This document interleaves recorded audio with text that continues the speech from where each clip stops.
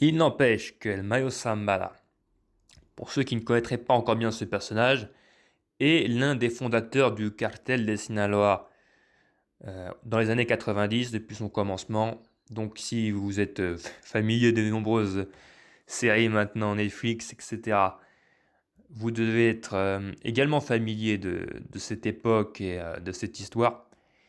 On parle souvent des trois ou quatre fondateurs du cartel. Ouais, je ne vais pas vous refaire toute l'historique de tous les chefs du cartel, mais voilà, vous les connaissez certainement de nom. Il y a bien sûr Joaquín El Chapo Guzmán, Juan José Esparragosa Moreno el Azul et Héctor El Güero Palma. Et c'est parmi ces quatre fondateurs, on parle également bien sûr d'Ismael Mayo Zambada, qui a aidé à former le cartel des Sinaloa dans leur état natal du Sinaloa, puisque tous ces barons viennent bien évidemment de l'État. Como al aire. Arriba la mafia, viejo.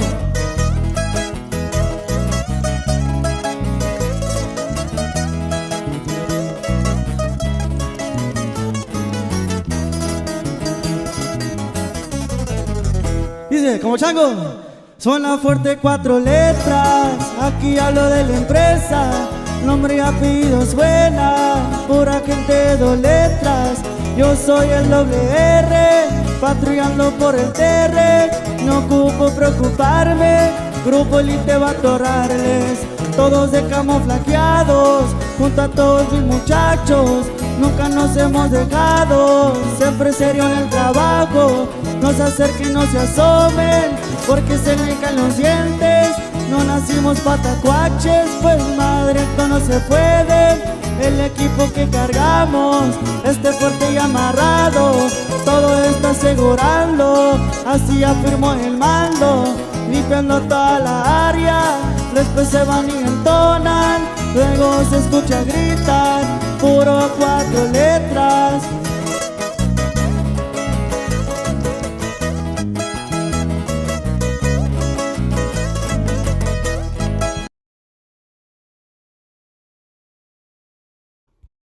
Vous aurez donc compris que le cartel des Sinaloa, le plus puissant du Mexique, est une hydre à deux têtes, dirigée par ses deux leaders, Joaquín El Chapo Guzmán d'un côté et Ismael El Mayo Zambada de l'autre. On peut donc passer à la suite, à vitesse supérieure, puisque vous n'êtes sûrement pas sans savoir qu'en 2016, en janvier 2016, Joaquín El Chapo Guzmán a été capturé pour la troisième et dernière fois. Du coup, qu'est-ce qui se passe? Il y a un vide parmi les têtes pensantes de l'organisation, et un vide qui tentera d'être comblé par les héritiers, je dirais naturels, d'El Chapo, qui sont ses fils. Mais on ne sait pas bien si El Chapo aurait lui-même souhaité léguer son pouvoir qu'il entretenait au sein du cartel à ses fils, ou s'il comptait sur son associé de toujours, Zambada, pour prendre seul les rênes du cartel. Alors, encore une fois, les journalistes ne sont pas tout à fait d'accord là-dessus, mais bon, comme Zambada dirigeait l'organisation criminelle en bonne entente avec El Chapo, on peut se dire que voilà, il fallait quand même trouver une succession au rôle qu'avait El Chapo au sein du cartel, et que il comptait tout naturellement sur ses fils pour pouvoir travailler avec Zambada comme il l'avait toujours fait. Seulement, voilà, après 2016, c'est la dernière capture d'El Chapo. Le cartel, c'est comme je vous le disais au début de vidéo, scindé en 4 factions. Et oui, personne n'était d'accord sur la succession d'El Chapo. Tout le monde lorgnait sur son pouvoir, sur ses hommes, sur ses territoires. Et le cartel, le cartel c'est un mot pour désigner un conglomérat, si vous voulez. Et donc le cartel est quand même composé de plusieurs lieutenants haut placés, et plusieurs d'entre eux, notamment des proches de Guzmán, se disputeront sa succession et le pouvoir qu'il entretenait, et aucun n'était véritablement d'accord, ce qui déclenchera à partir de 2016 des brouilles internes à l'organisation qui ne sont toujours pas aujourd'hui d'ailleurs réglées, si ce n'est que la guerre qui faisait le plus rage en 2016 était celle opposant les fils del Chapo à Damaso Lopez el Licenciado, qui était un lieutenant du cartel. Damaso Lopez et son fils étant arrêtés, leur faction a été anéantie, mais avec la faction des frères Beltran Leiva qui avait fait sécession en 2008, il y a toujours le nombre de 4 factions au sein du cartel qui se disputent le territoire de Sinaloa et la suprématie du crime organisé dans l'État. 4 factions donc, rivales ou ennemies en fonction du climat à Culiacán et dans l'État. Ça change, il y a plus ou moins des rapprochements parfois entre ces différents capos qui faisaient tous partie des proches de Guzman, mais malheureusement des fois aussi ça pète dans l'État et ces brouilles entre capos, cette succession toujours non résolue, provoque parfois des bains de sang malheureusement. Où est donc que le commandement au sein du cartel des Sinaloa est éclaté entre tous ces groupes, les ennemis héréditaires, en tout cas historiques, des Guzman et Zambada, les Beltran Leiva, ou ce qu'il en reste, qui représentent parmi ces 4 factions un groupe de moindre importance, de moindre ampleur. Et parmi ces 4 groupes, nous reviendrons sur les 2 plus puissants plus tard. Sachez que parmi ces 2 plus puissants groupes, il y a bien sûr celui de Zambada. Parmi ces donc 2 groupes les moins puissants, il y a celui commandé par Aureliano Guzman El Guano, qui est rien de moins que le frère del Chapo, le frère aîné. Il va, je pense, sur ses 80 balais. En tout cas, c'est ce qu'il me semble, il doit avoir 78 ans. Et il commande sa propre faction, donc, du cartel des Sinaloa. En tout cas, il commande sa propre bande criminelle dans l'état des Sinaloa. Mais, bien évidemment, même s'il a une quinzaine d'années de plus qu'El Chapo, il n'a jamais bénéficié ni de son aura, ni de son influence. Puisque, jusqu'à il y a quelques années encore, il y avait assez peu d'événements, de faits marquants qui ont distingué Aureliano Guzman au sein de la PEGA. On en entendait très peu parler. C'était un planqué, j'allais dire. Non, c'était le propre chef de sa bande criminelle. Surtout après la dernière capture d'El Chapo d'ailleurs. Hein. Il a pris une partie des hommes d'El Chapo avec lui. Mais voilà, il était surtout influent dans une zone bien restreinte auprès des paysans du Sinaloa, mais guère plus. Mais ceci dit, tout comme El Mayo Zambada, le frère d'El Chapo, Aureliano Guzman El Guano, a commencé avec El Chapo, a gravi les échelons de la paix avec lui, et est également le témoin, l'un des derniers témoins de cet âge d'or, en tout cas de cette arrière-garde, comme on l'appelle. Voilà, cette arrière-garde de vieux capos, parfois un peu fantasmés par les Mexicains, par comment on dit en français, par les aficionados de la narcoculture. Mais voilà quoi, il représente un peu cette vieille époque. Hein. Bien sûr, il a 80 ans, ça fait lui aussi longtemps qu'il est dans le crime organisé. Il a travaillé avec son frère El Chapo, El Mayo Zambada, les Beltran Leiva et bien d'autres capos. Voilà, c'était pour ne citer qu'eux, mais il a travaillé avec la plupart des capos de l'arrière-garde lui aussi. Et donc, il peut se rapprocher de Zambada sur certains aspects, sur certaines valeurs qu'il pourrait partager, sur une certaine vision de voir le crime organisé, une certaine vision du crime organisé que des hommes de cet âge-là pourraient partager. Au contraire, donc, des neveux d'Aureliano Guzman, si vous suivez toujours, ce sont donc les fils d'El Chapo, qui représentent donc les leaders de l'autre faction la plus puissante du cartel des Sinaloa, la dernière faction qui nous reste à voir. Il y a donc les Beltran Leiva, le frère d'El Chapo, qui ont une moindre importance, et Zambada et les fils d'El Chapo, qui eux sont véritablement les plus grands leaders du cartel des Sinaloa à l'heure actuelle, qui possèdent les 2 factions les plus puissantes, puisqu'El Chapo aurait légué son pouvoir, non pas à son frère, qui a fait bande à part en créant son propre groupe criminel, mais à ses fils, qui aurait véritablement hérité de tout le pouvoir d'El Chapo, même si cette succession sera, comme je l'avais dit plus tôt, sera vivement contestée par plusieurs barons, dont Aureliano Guzman, le frère d'El Chapo, qui ne s'entend pas très bien avec ses neveux. C'est en tout cas ce qui se racontait depuis plusieurs années, voire maintenant leur déclare la guerre. C'est ce qu'on assiste en ce moment, c'est ce vers quoi on tend, un affrontement, une nouvelle brouille entre les fils d'El Chapo et Aureliano Guzman. Donc l'intronisation des fils d'El Chapo en tant que chef a fait de nombreux mécontents, comme El Licenciado Damaso López ou leur propre oncle Aureliano Guzman. Ces fils d'El Chapo, donc ils sont au nombre de 4. Les 4 fils d'El Chapo qui sont les chefs de leur propre faction, Los Chapitos. Eux-mêmes sont surnommés Los Chapitos, les petits chapeaux. Et on y trouve donc l'aîné, le plus célèbre et le plus terrible aussi, Iván Archibaldo Guzmán Salazar, à qui El Chapo aurait directement légué son pouvoir. Ce serait donc lui le véritable leader de la faction des fils d'El Chapo, le véritable successeur d'El Chapo Guzman, Iván Archibaldo, qui est notamment déjà passé par la case prison. Il a fait 3 ans de prison en 2005, entre 2005 et 2008, pour blanchiment d'argent. Il y a également une affaire où il aurait, on va employer le conditionnel, même si les faits semblent, comme on a pas mal de recul maintenant, c'était il y a plusieurs décennies, c'était au début des années 2000, on sait qu'il a également assassiné une touriste canadienne et son petit ami dans une boîte de nuit, tout simplement parce qu'il avait invité la dite touriste à danser et que celle-ci, accompagnée de son petit ami, avait refusé. Bref, Ivan les a attendus à la sortie de la boîte de nuit et les aurait tués.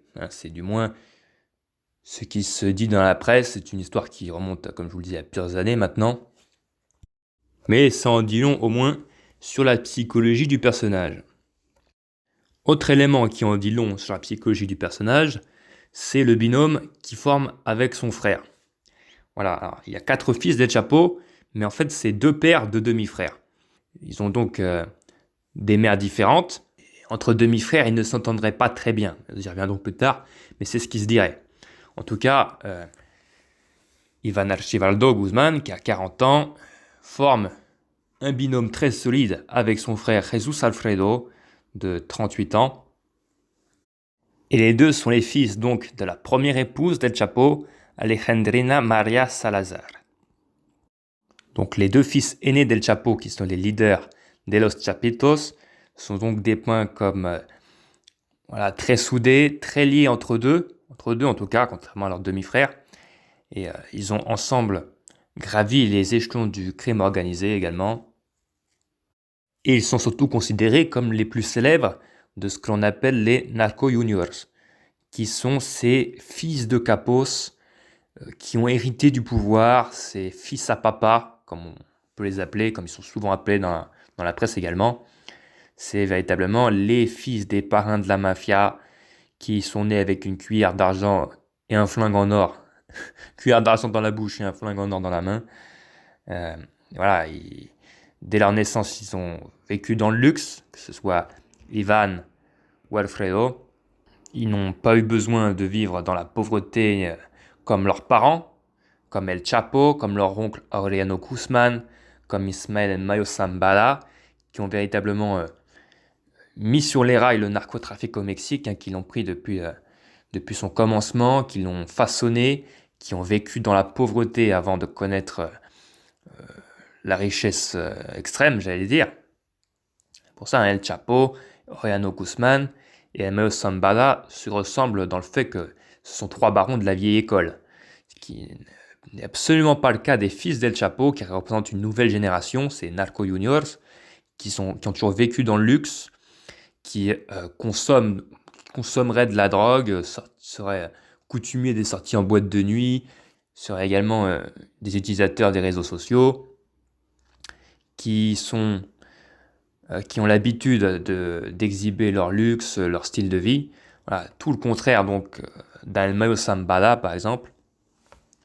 Mais c'est vrai que même s'ils ont toujours vécu dans le luxe, eh bien, ils ont aussi toujours cherché à poursuivre la voie de leur père, à également intégrer le cartel des Sinaloa, à faire partie du crime organisé, alors même qu'ils n'en avaient pas la nécessité, hein, puisqu'ils ont toujours vécu dans le luxe, mais ça en dit beaucoup sur la psychologie des personnages, des Ivan, des Alfredo, et même de leurs demi-frères, qui, voilà, bien qu'ils n'en avaient pas la nécessité, bien qu'ils soient très différents des capos de la vieille école, bien qu'ils soient très différents d'un Ismaël Zambada, eh bien, on cherchait à poursuivre l'héritage de leur père au sein du cartel des Sinaloa.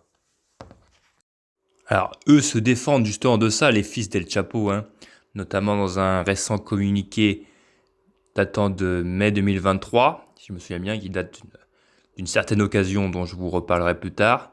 Mais eux se défendent, notamment dans ce communiqué, d'avoir poursuivi la voie de leur père par simple volonté. Ils affirment qu'on ne leur a pas laissé le choix, que eux-mêmes n'avaient pas le choix déjà de leur famille, n'avaient pas le choix du foyer dans lequel ils sont nés, d'être les fils d'El Chapo, et qu'ils ont dû porter ce nom bon gré mal gré, à l'école, voilà, dans la vie civile. C'est un nom qu'ils ont dû porter comme un fardeau presque. Ils étaient pointés du doigt comme les fils d'El Chapo, et notamment dans leurs études, puisque eux, Ivan et Alfredo notamment, affirment qu'on ne leur a pas laissé poursuivre leurs études et choisir une vie honnête, et qu'ils ont été du même coup contraints de suivre la voie de leur père. Et les deux demi-frères d'Ivan et Alfredo, donc les deux derniers fils d'El Chapo, qui entretiennent une place moindre au sein de la pègre, ce sont les frères Guzman Lopez, les fils de la seconde épouse d'El Chapo. J'ai nommé Joaquín Guzman Lopez, de 38 ans, et Ovidio Guzman Lopez, de 34 ans. Ce sont eux qui vont nous intéresser plus particulièrement dans cette information qui vient de tomber, qui est tombée il y a quelques jours dans la capture, l'annonce impensable de la capture d'Ismaël M. Zambada. Ce sont les frères Guzman Lopez qui seront mêlés. Alors vous connaissez très certainement le plus jeune, Ovidio, qui s'est fait connaître aux yeux du monde un certain jeudi noir du 17 octobre 2019, où il a été libéré par le cartel après avoir été arrêté par la marine dans une opération de l'armée à Culiacán. Voilà, il avait été donc détenu par la marine chez lui, dans le quartier de Los Tres Ríos, et le cartel avait provoqué donc des incendies sur les routes, provoquant des barrages routiers, avait pris des otages parmi les militaires, avait ouvert le feu sur les militaires dans les rues, avait menacé de faire exploser les stations-service, etc., de commettre même des bains de sang. Ovidio, donc, pendant ce temps-là, lui, pendant que la situation dégénérait à Culiacán en faveur du cartel, Ovidio était toujours détenu par les militaires et en attente donc de sa libération. Les militaires lui avaient même donné un portable pour qu'il appelle son frère Ivan, pour qu'il fasse cesser les affrontements. Donc, Ovidio s'était entretenu par téléphone pendant les combats, hein, pendant qu'il était sur la garde des militaires Ovidio, et pendant que Culiacán était sous le feu des combats, il s'était entretenu par téléphone. Ovidio, l'oncle, lui avait dit cette fameuse phrase: « Je me suis déjà livré, je ne veux pas de bordel, dis-leur d'arrêter ». Comme les enregistrements, on n'entend que la voix d'Ovidio, on n'entend pas les réponses d'Ivan, mais d'après le ministre de la Défense mexicain, par la suite, il racontera donc lors de sa conférence de presse qu'Ivan, grosso modo, a dit rien à foutre. Il a menacé le personnel militaire, donc il a menacé les soldats et les familles des soldats en disant que il mettra Culiacán à feu et à sang. Je ne cite pas, mais je dis textuellement ses propos: il mettra Culiacán à feu et à sang jusqu'à ce qu'il libère Ovidio et éventuellement aussi son bras droit qui était présent aux côtés d'Ovidio ce jour-là, détenu par la marine. La suite, vous la connaissez, le cartel fera tant pression sur la population et sur le gouvernement du Mexique que celui-ci sera obligé de libérer Ovidio au terme de cette journée du 17 octobre 2019 pour éviter de trop lourdes pertes humaines. Voilà, le cartel avait pris d'assaut Culiacán et face à cette situation, le gouvernement s'était vu contraint de libérer Ovidio et le bras droit d'Ivan, qui était présent côté d'Ovidio dans la maison, qui avait été arrêté lui aussi. Donc les deux avaient été relâchés. Mais ce que vous ne savez sans doute pas, ce qui est beaucoup moins relayé dans la presse en Europe, mais qui est extrêmement important, c'est les événements qui ont eu lieu en parallèle de cette prise d'assaut de la capitale sinaloense par le cartel. C'est pendant que les sicarios se battaient contre l'armée dans les rues, sous les ordres d'un certain El Nini, qui est le chef de la sécurité d'Ivan, qui était chargé donc de combattre contre l'armée pour faire libérer Ovidio. Pendant ces combats, eh bien, les membres de la faction des fils El Chapo, les hommes d'Ivan et Alfredo, ont demandé du soutien à leurs associés, ont demandé du renfort pour les aider à prendre Culiacán d'assaut, pour les aider à libérer Ovidio. Ils ont donc, le chef de la sécurité d'Ivan, El Nini, a donc passé un appel radio aux hommes de Zambada, l'autre grande faction du cartel de Sinaloa. Et donc El Nini a passé un appel radio aux hommes de Zambada pour leur dire de les aider à prendre Culiacán d'assaut. Seulement voilà, Zambada n'était pas du tout d'accord avec l'action des frères Guzman ce jeudi 17 octobre, et il a spécifiquement ordonné à ses hommes de ne pas bouger, de ne pas aider les frères Guzman dans leur tentative d'assaut de la capitale Culiacán. Et donc, les frères Guzman ont dû se débrouiller seuls avec leurs propres hommes. Voilà, El Nini a dû mener l'attaque sans le soutien des hommes de Zambada. Et ce non-soutien, ce non-appui de Zambada, ce jour-là, eh bien, provoquera la colère des frères Guzman, surtout la colère de leur chef de la sécurité El Nini, qui a dû se battre seul avec ses propres hommes contre l'armée. Et ce sera le début d'une fracture encore plus marquée entre la faction des fils d'El Chapo, qui sort victorieuse des affrontements puisqu'elle a réussi à faire libérer Ovidio, et la faction des Zambada, qui s'est gagné un nouvel ennemi en la personne des fils d'El Chapo. Cette brouille entre les deux camps va se poursuivre tout au long de l'année 2020. C'est à partir de cette époque et de la libération d'Ovidio que les frères Guzman et Zambada deviennent plus que rivaux, plus que concurrents, ils deviennent carrément ennemis, puisque leurs hommes de main se livreront la guerre localement dans l'état de Sinaloa et également sur la frontière avec les États-Unis au nord-ouest, dans les états de Sonora et de Baja California.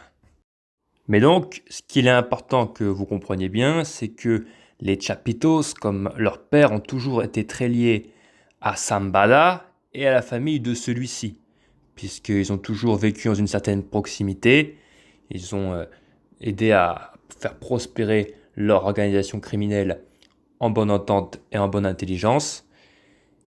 Et puis, on peut dire que El Mayo a littéralement vu grandir les fils d'El Chapo, dont les plus vieux sont aujourd'hui âgés d'une quarantaine d'années, ce qui nous ramène donc aux années 80. À l'époque, bien évidemment, Ismael Zambada travaillait déjà avec El Chapo. Et puis en plus, ils viennent tous du même état, de la même sphère, du même environnement du narcotrafic là-bas au Sinaloa. Il ne faut pas oublier qu'il y a des liens de parenté entre tous les grands narcotrafiquants du Sinaloa, ou presque. En tout cas, c'est chose courante là-bas. Et puis ils sont tous plus ou moins voisins, plus ou moins liés aux mêmes personnages. Ça fait partie de ce folklore là-bas du narcotrafic et de la vie rurale du Sinaloa dans certaines localités très précises comme Badiraguato par exemple. Quand bien même aujourd'hui il y a des tensions entre Iván Archibaldo, Jesús Alfredo Guzmán et Ismael Zambada, ça n'empêche pas qu'à l'époque ils étaient très liés, qu'ils ont fait partie du même environnement, puisque Ismael Zambada est le parrain du plus jeune fils d'El Chapo, Ovidio Guzmán. Ismael Zambada est son parrain. Alors je ne sais pas si c'est parrain de naissance, de baptême ou de mariage, ça peut varier. Par exemple, El Chapo Guzmán est le parrain du fils de Damaso Lopez, mais son parrain de mariage, pas son parrain de baptême ou de naissance, parce que ils ne s'étaient pas encore rencontrés à l'époque. Enfin bref, Zambada, lui, a vu naître et grandir les fils del Chapo, et le parrain d'Ovidio Guzman, voire même de son frère Joaquín Guzmán López. En tout cas, El Mayo est très lié avec toute la famille Guzman. Et ça n'empêche pas qu'aujourd'hui, il peut exister des tensions entre eux, qu'ils ont fait des bandes à part et que leurs objectifs divergent, puisque ça arrive fréquemment dans le narcotrafic, plus particulièrement dans le cartel des Sinaloa, qu'on appelle ironiquement parfois aussi là-bas le cartel de los sapos, donc le cartel des traîtres, littéralement. C'est un sobriquet pour désigner le cartel du Pacifique, le cartel des Sinaloa. Et voilà, on peut notamment citer que les fils del Chapo, en plus d'entretenir des relations de longue date avec Zambada, eh bien, ils ont grandi plus ou moins, en tout cas, ils ont noué également des relations de longue date avec le fils de Damaso Lopez, donc le fils du lieutenant du cartel de Sinaloa qui chercheront à faire assassiner après 2016. Ils avaient fait plusieurs sorties en boîte de nuit avec Damaso Lopez, étaient habitués à coexister avec lui. Et ils étaient également très proches avec leur cousin, Alfredo Beltrán Guzmán, Tito Beltrán, à qui ils déclareront la guerre, enfin, pas eux directement, mais leur père El Chapo.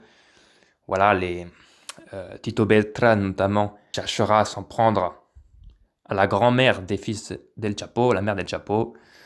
Tout ça encore dans ce climat de tension, de guerre entre les Beltrán Leiva et la famille Guzmán. Donc vous voyez que toutes ces familles sont proches, mais ont également l'habitude d'un moment ou à un autre de se déclarer la guerre. Et c'est également ce à quoi on assiste avec des nouvelles dissensions qui surviennent entre les fils d'El Chapo et leur oncle Aureliano Guzmán, El Guano. Pourtant, à l'époque où le cartel de Sinaloa était beaucoup plus soudé, où il représentait davantage une organisation unique avec un commandement unilatéral, ou en tout cas composé de chefs qui travaillaient en bonne entente, eh bien, à cette époque, il faut remonter pour cela à 2016, El Mayo Zambada avait tiré d'un bien mauvais pas les fils d'El Chapo à l'occasion d'une expédition, on va dire ça, de leur part à Puerto Vallarta. Donc c'était en 2016 comme je vous le disais. Puerto Vallarta, vous connaissez sûrement, c'est la station balnéaire qui est située dans l'état de Jalisco. Et vous connaissez sûrement, hein, c'est un lieu de teufeur, bien connu également des Français. C'est pour, voilà, en fait, là, il y a des boîtes de nuit, de la plage, et voilà, je vous fais pas un dessin. Et c'était une des stations balnéaires à la mode, qui est à la mode depuis ces dernières années. Et donc en 2016, eh bien, les frères Guzmán, les frères aînés, Ivan et Alfredo, ont décidé d'en profiter de cette station balnéaire à la mode en allant y faire un petit tour. Sauf que, voilà, l'état de Jalisco, ce n'est pas leur fief du Sinaloa, c'est situé plusieurs centaines de kilomètres plus au sud et surtout c'est sur le territoire d'un autre cartel. Et quel cartel? Puisqu'il s'agit bien évidemment du cartel de Jalisco Nueva Generación, qui est l'ennemi numéro 1 du cartel des Sinaloa, de la famille Guzmán et de la famille Zambada. Donc, pour aller faire la teuf dans la station balnéaire, les frères Guzmán prennent le risque de pénétrer sur le territoire de leur plus grand ennemi. Bien mal leur en a pris, puisque dans cette journée de 2016, alors qu'ils faisaient la fête au restaurant La Leche, ils se feront simplement kidnappés par leur ennemi du cartel de Jalisco Nueva Generación, par le chef de ce cartel, rien que ça, qui avait été mis au courant que les frères Guzmán se trouveraient présents dans ce restaurant afin d'y fêter un anniversaire. Alors, ils n'étaient pas tout seuls, il n'y avait pas que les deux fils d'El Chapo dans ce restaurant, puisqu'ils étaient accompagnés d'une cinquantaine d'hommes de leur escorte, une cinquantaine d'hommes armés. Seulement, voilà, comme c'était sur le bastion du cartel de Jalisco. Ils se sont vus rapidement surpassés en nombre, les assaillants surpassant le service de sécurité des frères Guzman pour les kidnapper. Donc les deux frères Guzman ont été kidnappés dans ce restaurant, ont été changés d'endroit et retenus en otage contre leur gré sur le territoire de leur plus grand ennemi. On dit que derrière cette capture, il y avait certes le chef du plus gros cartel rival de sud de Sinaloa, mais il y avait également aussi des ennemis intimes des deux frères Guzman, à savoir Tito Beltran, leur cousin, et le fils de Damaso Lopez. Alors celui-ci nie les faits bien évidemment, mais des rumeurs qui ont tout de même été relayées par la presse, donc qui ont tout de même un fond de véracité, du moins on peut le voir comme ça, pointent du doigt la participation de Tito Beltran et de Damaso Lopez El Minilic dans cette capture des fils d'El Chapo. Donc tous les ennemis du frère Guzman se seraient rassemblés en 2016 pour leur porter préjudice et pour les kidnapper.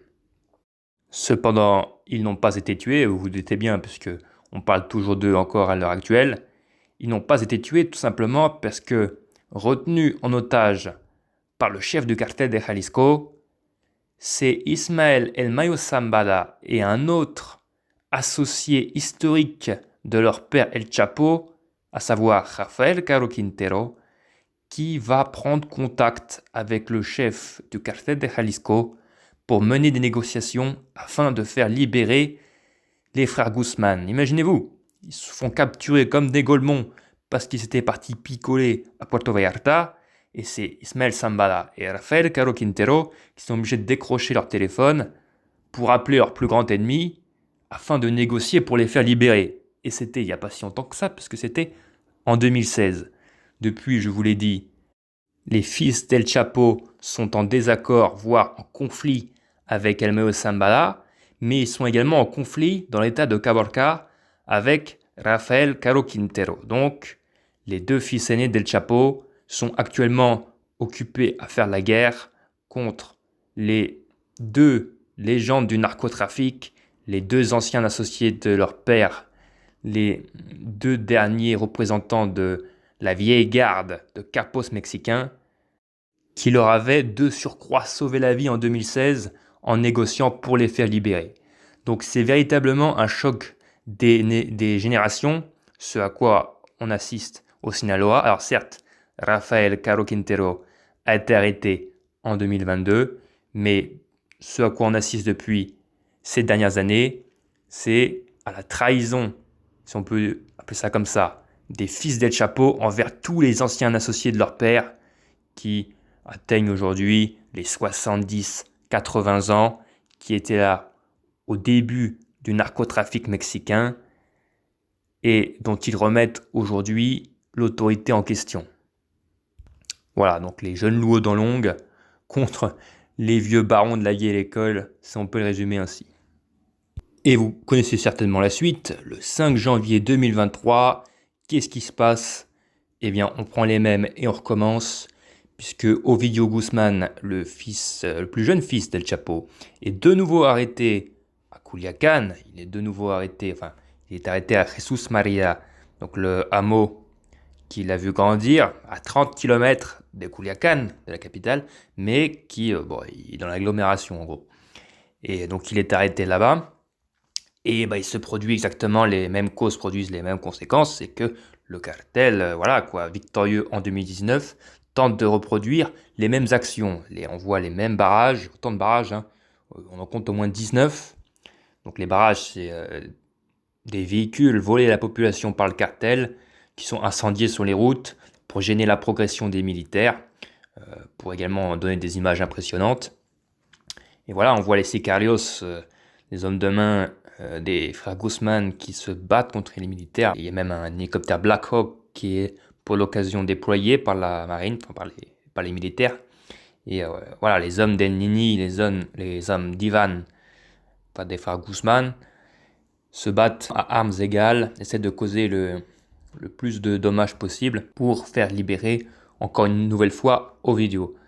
Sauf que cette fois, les militaires et le gouvernement mexicain savaient à quoi s'attendre. Ils savaient qu'il risquait d'y avoir une réponse de la même manière que 3 ans plus tôt, quand ils ont dû libérer Ovidio. Donc ils ont monté sur place une opération, je dirais, qui était davantage préparée que la dernière. Et aussitôt Ovidio détenu par l'armée, il a aussitôt été transféré vers l'aéroport.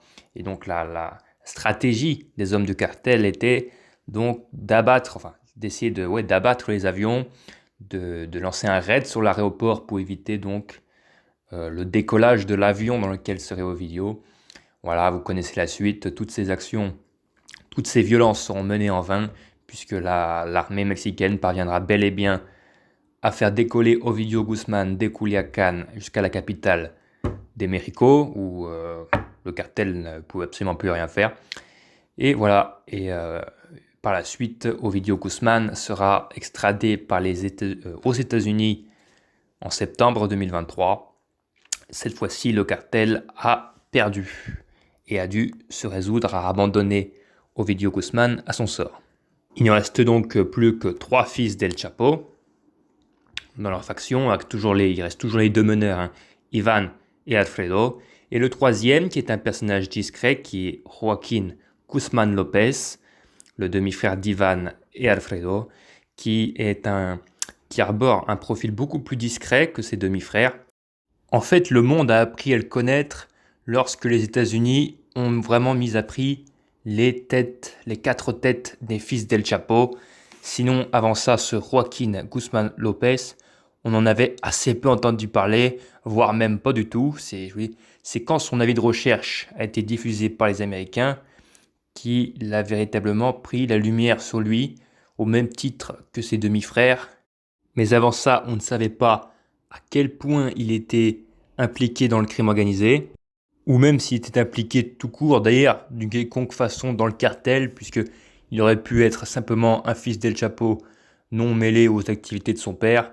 On sait que ce Joaquín est notamment passé à l'université de Monterrey, même si je ne sais plus ce qu'il a étudié, j'avoue. Après, c'est vrai que ses frères ont également étudié à l'université avant de tout lâcher pour devenir les chefs criminels que l'on connaît. Mais c'est la même chose pour Ovidio d'ailleurs, puisque alors lui, on le connaissait avant que sa tête soit mise à prix par les États-Unis en décembre 2022, ou en 2021, je ne sais plus, 2021 ou 2022.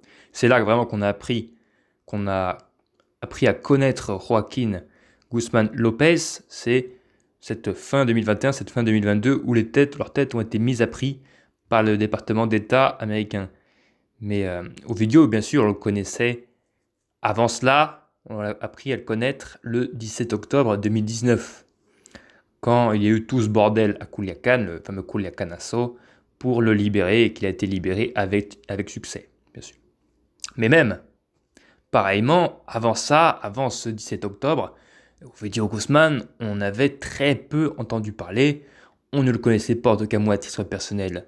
Vraiment que de nom, je ne savais même pas à quoi il ressemblait, et la plupart des Mexicains n'en avaient même jamais entendu parler.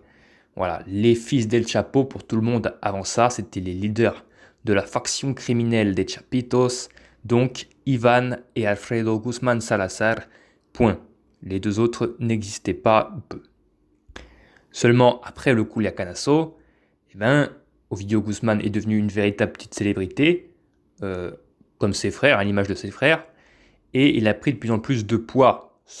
Son image est ressortie grandie du fait que le gouvernement mexicain ait dû le libérer, et parallèlement à ça, l'homme qui l'a fait libérer, ou en tout cas qui a joué un grand rôle dans sa libération, c'est El Nini, le sicario en chef, le chef de la sécurité, comme vous voulez, d'Ivan Guzmán.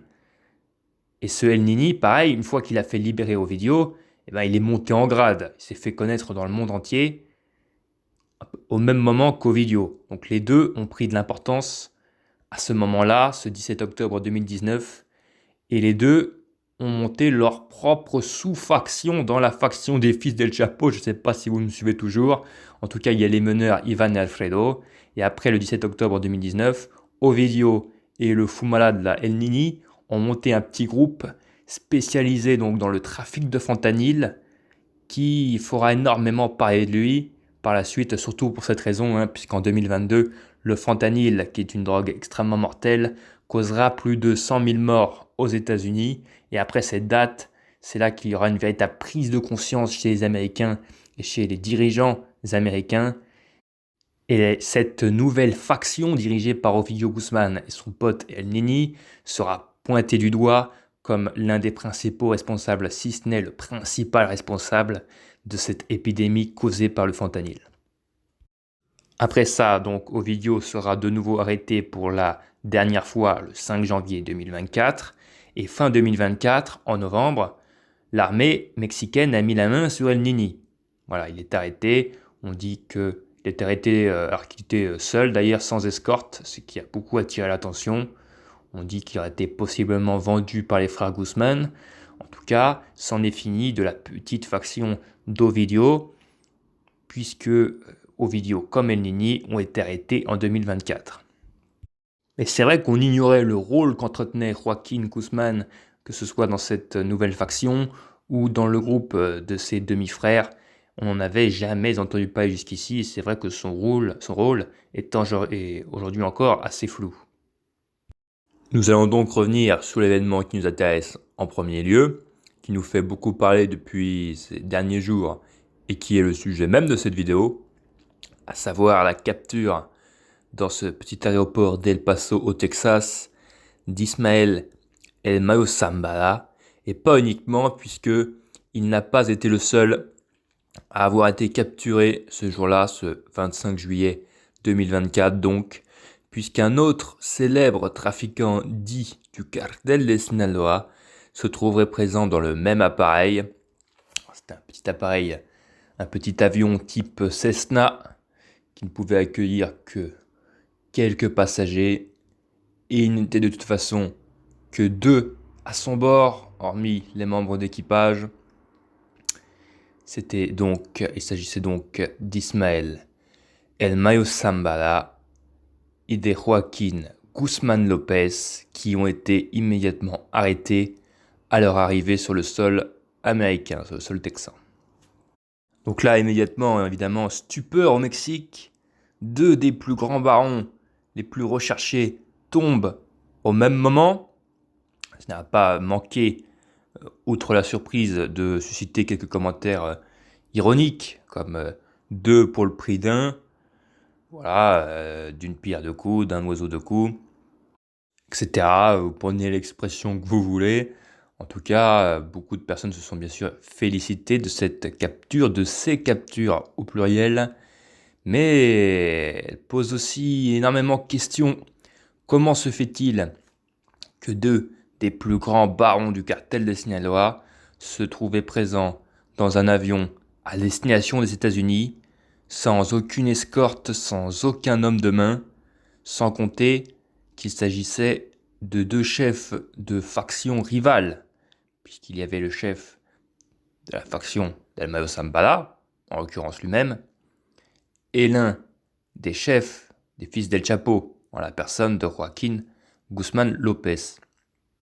Alors bien sûr, les autorités américaines, en l'occurrence le FBI qui a procédé à l'arrestation dans cet aéroport, mais aussi la DEA qui viendra se joindre à tout ce beau monde, à toutes ces célébrations, eh bien, se félicitent d'avoir mis la main sur ces 2 fugitifs, quand même recherchés pour 5 millions de dollars en ce qui concerne Joaquín Guzman López et 15 millions de dollars pour ce qui est d'Ismael Zambada. On ignore encore aujourd'hui si quelqu'un a touché les primes, et ça ne sera de toute façon jamais révélé. Car à l'heure actuelle, au moment où je tourne cette vidéo, on ne sait toujours pas s'il s'agit véritablement de capture ou d'une reddition de la part de ces 2 capos qui se seraient volontairement livrés aux autorités américaines. Alors comme ça, cette théorie peut paraître farfelue, mais en fait, quand on analyse les faits, elle est parfaitement justifiable, je vais vous en parler. Il est tout à fait possible qu'il s'agisse d'une livraison, d'une reddition de la part de ces 2 capos qui auraient négocié avec la DEA leur arrestation. Et pour ce qui est des théories avancées dans la presse au Mexique, eh bien c'est un bien beau bordel. Depuis près de 2 semaines maintenant, personne, mais absolument personne n'est d'accord. D'accord, entre eux, les journalistes se contredisent et les plus éminents journalistes se contredisent, ce qui vient jeter le trouble.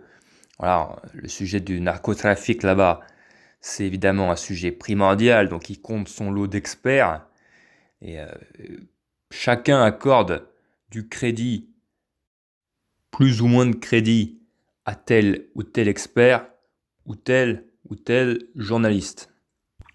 Voilà, d'un côté, vous avez d'éminents spécialistes comme Jesus Esquivel, Luis Chaparro, Oscar Balderas qui disent que El Mayo Zambada se serait livré. Et de l'autre, comme Mike Virgil, l'ancien chef, l'ancien second de la DEA, je reviendrai sur son cas plus tard, et surtout la journaliste la plus célèbre, celle dont on parle le plus, notamment en Europe, la journaliste mexicaine qui a le plus de crédit sur le crime organisé, Anabel Hernandez, qui, elle, soutient clairement la théorie qu'El Mayo Zambada a été capturé, a été dupé pour être amené dans cet aéroport d'El Paso, Texas, contre son gré.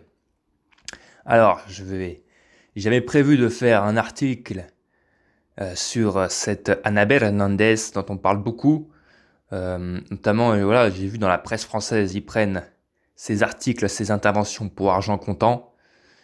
Moi, bon, au bout d'un moment, Anabel Hernandez, j'ai arrêté de lui porter trop de crédit. Ça a beau être la journaliste mexicaine la plus renommée sur le crime organisé, force est de constater que elle a soutenu un nombre de théories incalculables qui se sont avérées totalement fausses et toujours sur la base du même procédé. Alors, je ne sais pas la manière de procéder des journalistes américains qui, eux, avancent la même théorie qu'Anabel Hernandez. Encore une fois, je vais vous en parler tout de suite. Mais pour ce qui est d'elle, eh bien, elle procède toujours de la même manière, à savoir que quand elle se dégote une source, et en général ces sources, ce sont d'anciens membres du crime organisé, des repentis. Alors oui, elle est très forte, Anabel Hernandez, pour une chose, pour dénicher des sources et pour entrer en contact avec des témoins protégés et anciens membres du crime organisé. Pour cela, elle est très forte, c'est l'une des meilleures. C'est pour cela qu'elle fait beaucoup d'articles à sensation. Elle travaille pour un média, un journal allemand, je crois. Ouais, elle travaille pour un journal allemand, mais tous ces articles ont bien sûr un retentissement au Mexique quand il s'agit de personnages illustres du crime organisé, comme c'est le cas ici. Mais sa manière de procéder est toujours la même, c'est qu'une fois qu'elle a déniché donc sa source, elle lui accorde tout son crédit, elle soutient tout ce que sa source lui a dit dans son article, elle le prend pour argent comptant, même quand il s'agit par exemple de Damaso Lopez Jr., El Minilik, qui était ennemi avec les fils d'El Chapo et qui a d'ailleurs ouvert une chaîne YouTube maintenant et qui, dans l'interview accordée à Anabel Hernandez, passe son temps à complètement dézinguer ses anciens ennemis, ceux qui ont essayé de le tuer, donc les fils d'El Chapo. Et elle, Anabel Hernandez, elle prend ses propos pour argent comptant, alors qu'ils sont parfaitement ridicules dans ses interventions à Damaso Lopez sur les fils d'El Chapo. Bon, il attaque aussi bien leur intelligence que leur virilité, que, je ne sais pas, moi, il dit que, voilà, Jesus Alfredo, par exemple, se balade tout le temps avec un petit bichon qu'il caresse, voilà, et puis se fout royalement de leur gueule. Mais non, Anabel Hernandez ne remettra jamais en question ses propos, et pour eux, pour elle, c'est véritablement parole d'évangile. Bon, c'est d'autant plus risible que dans son intervention, Damaso Lopez, qui était le fils d'un ancien lieutenant du cartel de Sinaloa, pour resituer, eh bien, il attaquera également les fils d'El Chapo en les taxant de fous furieux, de malades, qui prennent plaisir à tuer des gens. Alors ça, c'est peut-être vrai. Bon, enfin, il en fait carrément des vampires assoiffés de sang, tandis qu'il se garde bien de mouiller son père et de dépeindre sous un mauvais jour. Voilà. Également un autre article d'Anabel Hernandez où elle a interrogé d'anciens chefs, d'anciens gardes du corps de Don Neto Fonseca dans l'affaire, dans le cadre du meurtre d'Enrique Camarena. Voilà, encore une fois, elle a pris toutes ces interventions tout ce que lui ont dit ses sources pour argent comptant, sans jamais les remettre en question. Et ses sources lui ont dit Annabelle Hernandez, vous comprenez? Donc c'est forcément la vérité. En vérité, les premiers à avoir avancé cette théorie d'une trahison qui aurait mené à la capture d'Ameo Sambala, eh bien, c'est là où tout a commencé, si j'ose dire. C'est ceux qui étaient véritablement en première loge, à savoir les médias américains, CNN en tête, puisque évidemment l'arrestation s'est produite sur le sol texan, aux États-Unis, par des agents américains du FBI. Donc on peut se dire que les journaux américains étaient sont le mieux placés pour traiter de cette information. Et une part de moi, c'est vrai, pense toujours ça, même si, bon, les versions qui a la préférence des médias américains et la version qui a la préférence des médias mexicains sont totalement contradictoires. Cette théorie avancée par les médias américains, quelle est-elle? Eh ben, je vais vous le dire. Elle implique tout simplement la participation de Joaquín Guzmán López dans cette capture, parce que s'il y a bien une chose qu'on sait, s'il y a bien une chose qui n'est remise en question par aucun journaliste, c'est bien le fait que Joaquín Guzmán López, donc le fils d'El Chapo, s'est bel et bien livré de son propre chef aux autorités américaines après avoir négocié avec elles. Ça, on le sait, c'est sûr, le gouvernement du Mexique vient de prendre la parole pour dire que, excusez-nous, on ne sait absolument rien de ce qui vient de se passer, mais s'il y a bien un truc qu'on sait, c'est que Guzmán López s'est volontairement livré. Donc, ça, on le sait, c'est sûr. Ça n'avait de toute façon jamais été remis en cause par les journalistes. Mais ce qu'on ne sait pas, c'est si Elmo Sambala lui emboîtait le pas ou s'il faisait partie d'une machination qui aurait été fomentée par ce même Joaquín Guzmán López, puisque la première version avancée par CNN, les médias américains, etc., et surtout quelques minutes, en tout cas heures après l'annonce de cette capture, vraiment immédiatement, on a fait courir cette théorie dans la presse que Joaquín Guzmán López donc aurait négocié avec les autorités américaines pour leur servir Sambada sur un plateau. Selon cette théorie, Joaquín Guzmán López aurait pris contact avec Sambada au Mexique, dans le Sinaloa, puisque l'avion serait parti de Culiacán, on le sait maintenant. Donc Joaquín Guzmán López aurait pris contact avec Sambada pour renouer le dialogue, puisqu'il s'agissait de renouer le dialogue, puisque je rappelle que les deux capos sont censés appartenir à des camps ennemis. Néanmoins, c'est ce qui aura jeté le trouble sur cette théorie. Comment ça se fait que Sambada accepte de se rencontrer avec Guzmán López quasi sans aucune escorte? C'est extrêmement étrange quand même, quand on sait que leurs hommes de main sont occupés à s'étriper dans un certain nombre d'États du Mexique. Non, là, Sambada se pointe au rendez-vous comme une fleur, si j'ose dire. Bon, en tout cas, Guzmán López aurait tenté d'amadouer Sambada pour renouer le dialogue en lui proposant de venir avec lui, de monter dans un avion pour aller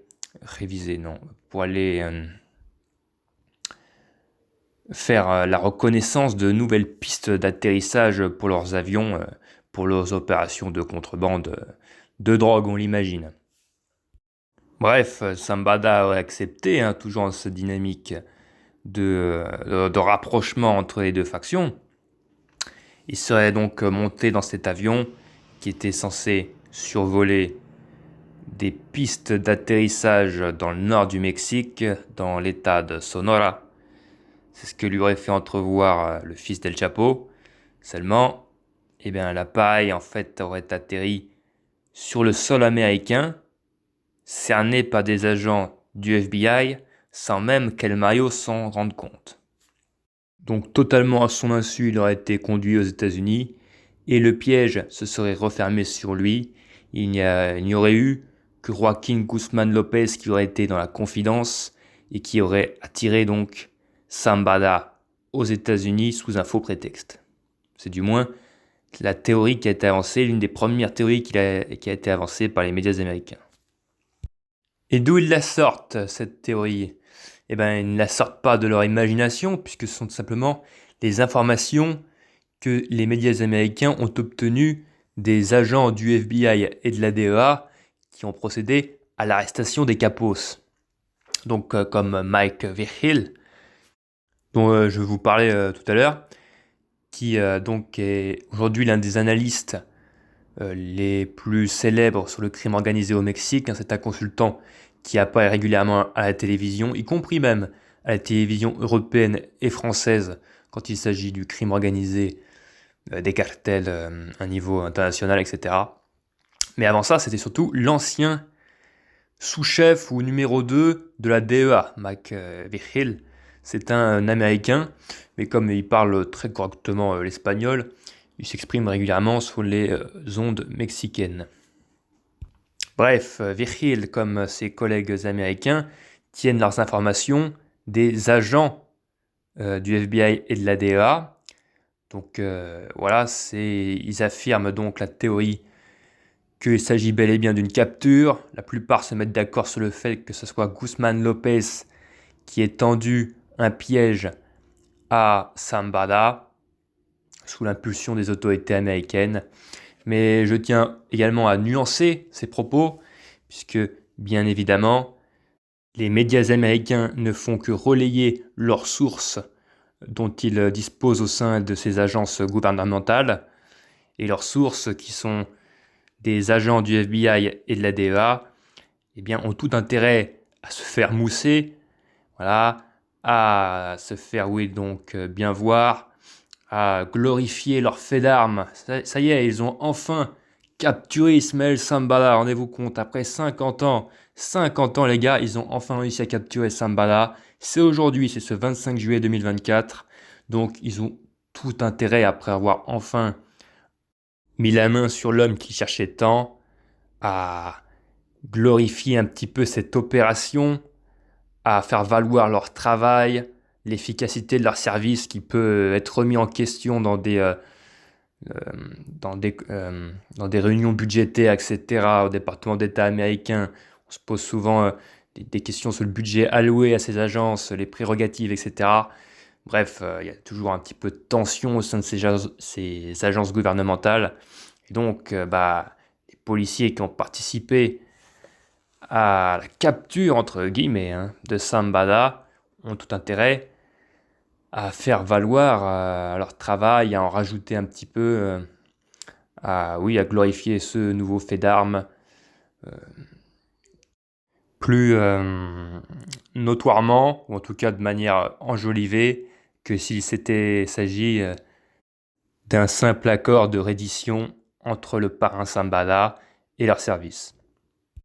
L'avocat de Zambada, lui, Frank Pérez, qui a donc été contracté par le capot dès sa mise en détention aux États-Unis, avance lui-même carrément la version que Zambada aurait été littéralement kidnappé par Joaquín Guzmán López. Alors si on en croit la version avancée par l'avocat de Zambada, qui, je vous le dis, est quand même quelque peu rocambolesque, c'est son avocat, au parrain des parrains, il faut bien resituer, il faut bien que vous l'ayez en tête, c'est l'avocat du parrain des parrains, là. Donc il a quand même pas, c'est pas une mince affaire. Bon, la version avancée par ce monsieur, c'est que Joaquín Guzmán López aurait carrément pris la tête d'un commando d'agents spéciaux américains surentraînés, et oui, rien que ça, au nombre de 6, on dit, on mentionne 6 agents souvent, dans les articles que j'ai pu lire, 6 agents, ou en tout cas un nombre indéterminé d'agents spéciaux américains qui auraient infiltré contre toutes les lois internationales en vigueur et qui auraient infiltré le territoire du Mexique jusqu'au Sinaloa pour retrouver Joaquín Guzmán López et pouvoir avec lui capturer Zambada. D'après l'avocat Frank Pérez et d'autres... On parle du service des membres du service de sécurité de Zambada qui auraient été assassinés. Des sicarios de Zambada auraient été assassinés. Bon, ça c'est des rumeurs. Je ne me souviens plus vraiment d'où elles sont surgies. Bon, en tout cas, elles sont à prendre avec des pincettes, hein, ça c'est un euphémisme. En tout cas, des hommes de Zambada auraient pu être assassinés dans cette opération. Et bref, les agents envoyés par les États-Unis auraient kidnappé Zambada, l'auraient mis dans un avion avec pour seul gardien Joaquín Guzmán López. Joaquín Guzmán López qui aurait même menotté lui-même Zambada au moment de monter dans l'avion, selon Frank Pérez, l'avocat de Zambada. Et puis, bref, selon l'avocat, parce qu'il était tout seul, Guzman dans l'avion, aurait torturé son client, etc. Bon, bah, c'est le jeu habituel des avocats. L'avocat de la famille Guzman, donc l'avocat de Joaquín Guzmán López, qui était aussi l'avocat de son frère Ovidio, Jeffrey Lichman, ouais, Jeffrey Lichman, je crois, bah, lui, évidemment, dément fermement ces accusations. Mais alors, pourquoi il aurait fait tout ça, Joaquín Guzmán López? Eh bien, tout simplement, dans le cadre d'un accord avec les autorités américaines pour réduire une potentielle condamnation à son encontre, hein. Il s'est rendu, il a désormais l'esprit tranquille et pour ne pas passer le reste de sa vie en prison, il aurait accepté de livrer Zambada comme un paquet cadeau, histoire qu'il le place pourquoi pas sur la liste des témoins protégés ou qu'il lui donne une peine moindre. Voilà, donc toujours si on en croit cette version, ça aurait été les motivations de Joaquín Guzmán López, mais pas seulement, puisqu'il aurait également agi dans l'intérêt de son frère Ovidio, qui est détenu donc aux États-Unis depuis septembre 2023.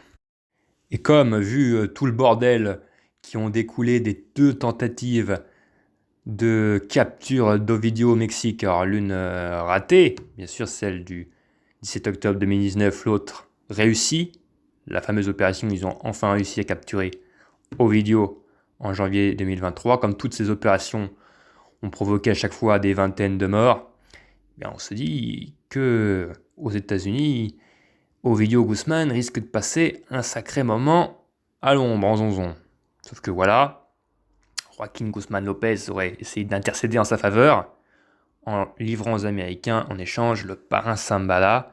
Et le fait est qu'on apprend au même moment qu'on apprend cette nouvelle impensable jusque-là de la capture de Zambada et de la reddition, puisqu'immédiatement on parle de reddition de Joaquín Guzmán López, et ben au même moment on apprend quoi?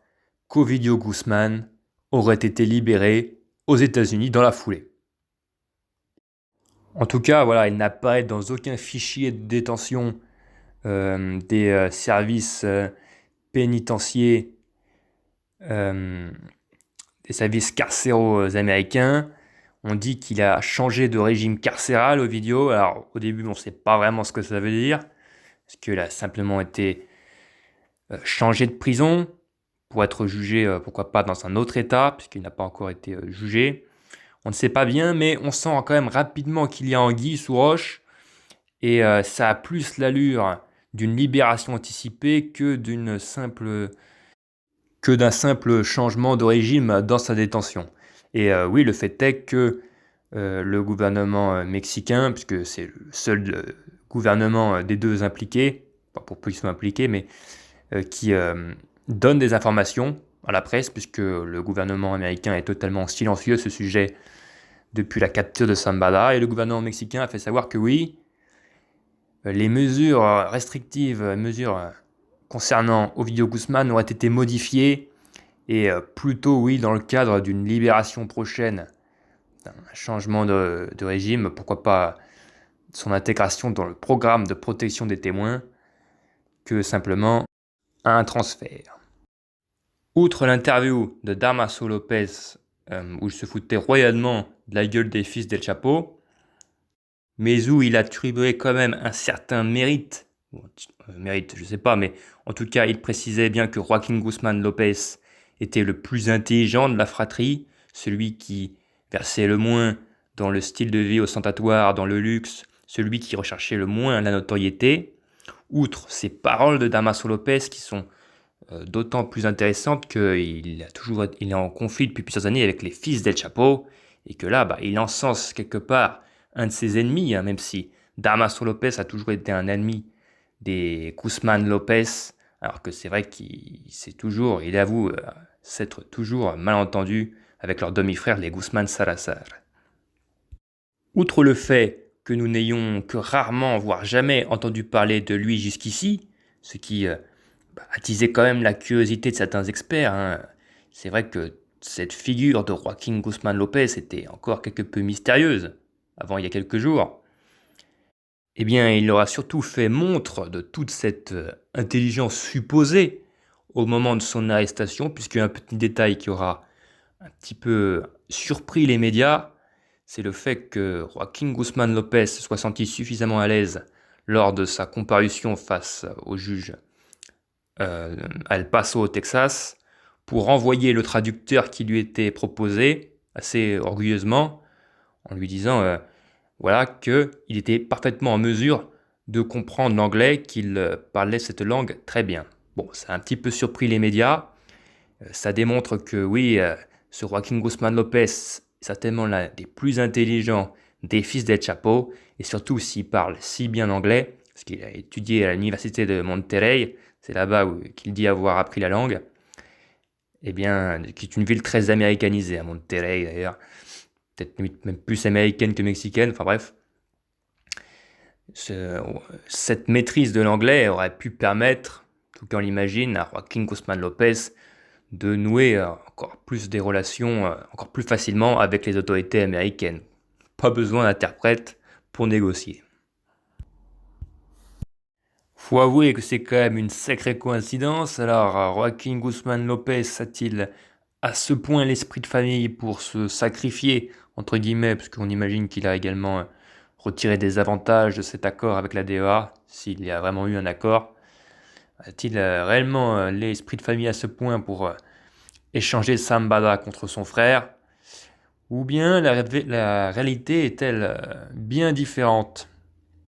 Parce que moi, je juge plus probable, enfin moi, surtout les journalistes mexicains que moi, je juge le plus pertinent sur le sujet, eh bien, apporte la réflexion qu'il y a plus de chances pour qu'il s'agisse d'une livraison volontaire de Zambada aux autorités américaines que d'une réelle capture. Voilà, ce serait, selon eux, une reddition qui ne voudrait pas dire son nom, ni être révélée au plus grand nombre. Pour quelle raison? Ça appartient aux Américains et à Zambada. Peut-être que les accords ne sont pas aussi tout à fait finalisés entre les deux parties.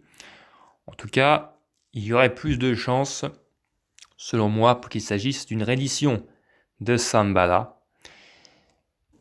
qui, je le rappelle, est censé être extrêmement malade, voire même mourant, qu'il souffre de diabète à un stade avancé, ça c'est certain, on en parle depuis presque 10 ans, depuis presque une décennie maintenant, un diabète qui lui affecterait la vue et même sa capacité de marcher. Alors ça c'est les toutes dernières informations que la DEA a obtenues il y a quelques semaines à peine. On s'inquiétait de l'état de santé de Zambada, donc on se demande où la DEA a obtenu ce bilan de santé de Zambada. Ça c'est aussi une réflexion avancée par les journalistes du Mexique. Comment la DEA peut-il être à ce point bien informée sur l'état de santé d'un homme sur lequel ils n'ont pas réussi à mettre la main depuis près de 50 ans? C'est un petit peu curieux quand même. Bref, Zambada serait mal en point, surtout que de nouvelles rumeurs font mention de cancer dont il souffrirait et il n'aurait plus beaucoup de temps à vivre en réalité, donc il serait tenté de préparer sa succession et pourquoi pas de se rendre aux Américains. Si les Américains sont au courant de son état de santé, il y a fort à parier qu'il ne va pas rester très longtemps en détention. D'autant plus qu'il y a une autre motivation pour Zambada, c'est tout simplement revoir sa famille. Et oui, la famille du parrain des parrains du cartel des Sinaloa, eh bien, se trouve dans une bonne partie aux États-Unis maintenant. Alors, pas les femmes, ni les filles, ni les personnes de Zambada qui ne sont pas impliquées dans les crimes organisés. Ces personnes-là se trouvent au Mexique, peuvent voyager aux États-Unis, etc. Mais je fais mention, je veux parler des proches de Zambada qui ont déjà été condamnés, à savoir ses deux fils et son frère, son frère a passé une quinzaine d'années en prison à Zambada, son fils aîné également près de 15 ans. Et ils ont été libérés après ces 15 années parce que les deux sont devenus des témoins protégés de la DEA. Voilà, Vicente Zambada, le fils aîné d'El Mayo, et Rey Zambada, le frère d'El Mayo, ce sont tout simplement les plus grands repentis mexicains, les plus grands informateurs du crime organisé au Mexique qu'on ait jamais eu, qu'on ait jamais vu. Ils ont balancé un nombre considérable de leurs petits copains et même le secrétaire à la sécurité du Mexique sous le sexennat de... Putain, je sais même plus qui. Felipe Calderón, je crois. Je sais plus les dates, j'avoue. Mais l'ancien secrétaire à la sécurité du Mexique, le célèbre Genaro Garcia Luna, l'homme politique qui a été directement impliqué par les deux proches de Zambada, et depuis, il est également en prison aux États-Unis, le monsieur. Zambada a également un autre fils qui a été extradé aux États-Unis et qui vit maintenant, voilà, il vivrait dans la région de Chicago. Vicente Zambada a été pris en photo récemment, en mars, avril, j'ai vu ça, à l'aéroport de Miami. Donc ils peuvent se libérer libres comme l'air, les fils de Zambada.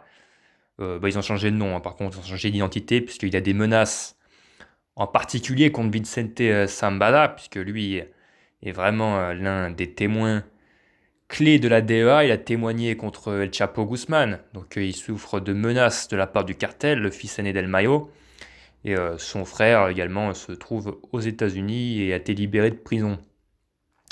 Bon, ces personnes, ses proches, Zambada, El Mayo Zambada, ne les a pas vus depuis des dizaines d'années, depuis une quinzaine d'années, que ce soit ses deux fils ou son frère. Et donc, mourant, le parrain pourrait être tenté de se rendre aux Américains pour revoir ses proches une dernière fois. En fait, le cas d'El Mayo Zambada me fait énormément penser à un autre cas de mafieux capturé récemment. C'est une affaire récente qui date de l'année dernière. Voilà, la capture d'El Mayo Zambada me fait penser à celle d'un autre célèbre mafieux, à savoir Matteo Messina Denaro, le dernier chef de la Cosa Nostra en Sicile, qui a été arrêté en 2023. Il a été arrêté en 2023. Et à l'époque, tout le monde s'était félicité, la police italienne, Interpol, toute la police du monde entier, etc. Ça y est, on a enfin mis la main sur le dernier des parrains de la Cosa Nostra, puisque Matteo Messina Denaro était le successeur de Totorina, rien que ça. Et lui, pareil, il était en cavale depuis près d'une cinquantaine d'années quand même, le Matteo Messina Denaro. Bon, la différence que lui, c'était un simple fugitif. Il n'entretenait plus les mêmes fonctions qu'entretient encore Zambada dans le crime organisé. Mais voilà, il a quand même été arrêté. C'était une grande prise à l'époque pour les autorités italiennes. Il avait été arrêté devant un centre de soins où l'ancien mafieux d'une soixantaine d'années était soigné pour un cancer du côlon de mémoire. Il était soigné pour un cancer en phase terminale. Il était extrêmement malade lui aussi, mourant, et les autorités italiennes l'avaient tout simplement cueilli devant le centre de soins où il se faisait soigner.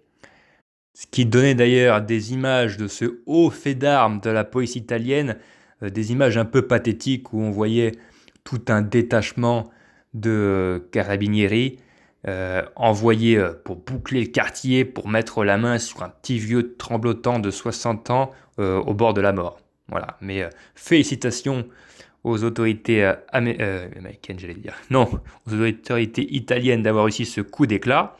Ils s'en étaient félicités à l'époque, on en avait entendu parler partout. Ils avaient énormément communiqué à ce sujet, sauf que voilà, à peine 6 mois plus tard, à peine 6 mois après cette brillante capture, le mafieux Matteo Messina Denaro est mort en prison, à peine 6 mois plus tard, sans bien sûr avoir eu le temps de survivre jusqu'à son procès. Donc on peut se dire que les Italiens n'avaient rien fait d'autre que mettre la main sur un mourant. à l'article de la mort, comme je disais, au moment d'exhaler son dernier soupir. Et moi, cette capture de Zambada de la part des autorités américaines me fait énormément penser à ce cas de figure, où voilà, on ne sait pas encore combien de temps d'espérance de vie il reste à Zambada. Est-ce que les Américains n'auraient-ils pas eu la chance de leur vie en réussissant enfin à mettre la main sur le capot des Capos au moment où tout simplement celui-ci s'apprête à passer la main et à passer de vie à trépas. Voici donc la fin d'un des personnages les plus illustres du crime organisé mondial, le créateur du cartel de Sinaloa et parrain des parrains au Mexique, Ismael El Mayo Zambada. Alors, édition ou capture, il y a fort à parier qu'on en sache bien davantage dans les jours à venir. Toujours est-il qu'il est quasiment certain que cette affaire continuera de susciter bien des interrogations et des fantasmes dans l'avenir.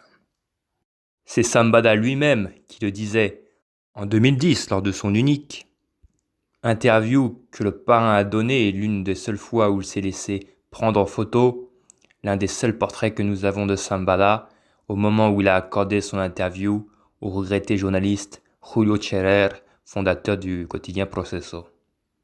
Le défunt journaliste, qui rencontrait alors le capot et chef du cartel de Sinaloa au milieu de la Sierra, caché et sous d'importantes mesures de sécurité, demande au parrain Zambada s'il pense qu'ils finiront par l'attraper un jour.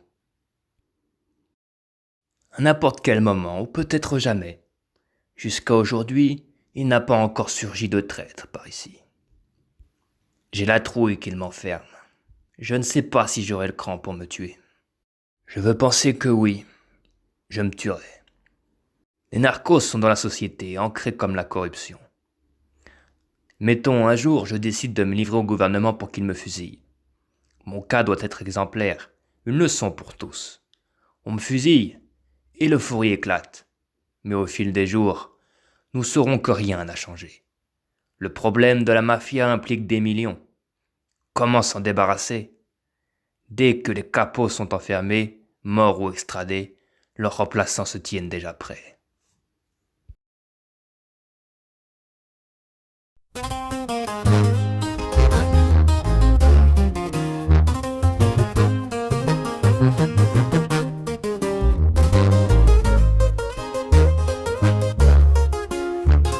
En un día de julio, el 25 marcado, el mundo se enteró, el Mayo fue arrestado, en un Kinger llegó a suelo americano, la DEA ya lo esperaba, con todo preparado.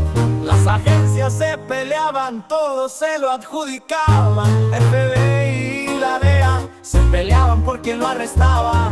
Desde el 2010 no se sabía de él. Hoy El Paso, Texas, recibe a don Ismael. La Casa Blanca anunciaba al capo más buscado en 100 idiomas distintos. La noticia ha estallado, el Kinger bajando, el Mayo por primera vez filmado. El último gran capo ya está en El Paso, con 76 años, no se le ve cansado. 50 años de imperio hoy han terminado. La caída del Mayo al mundo ha impactado.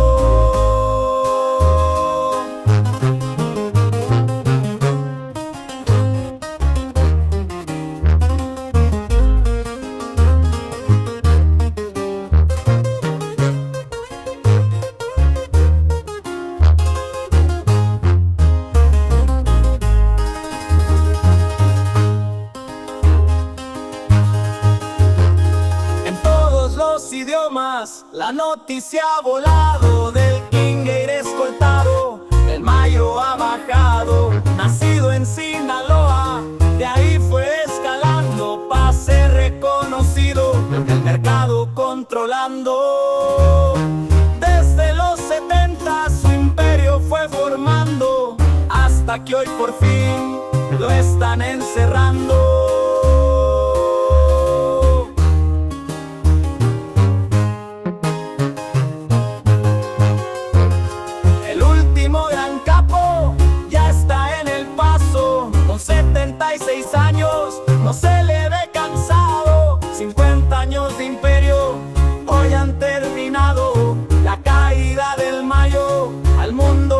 pactado.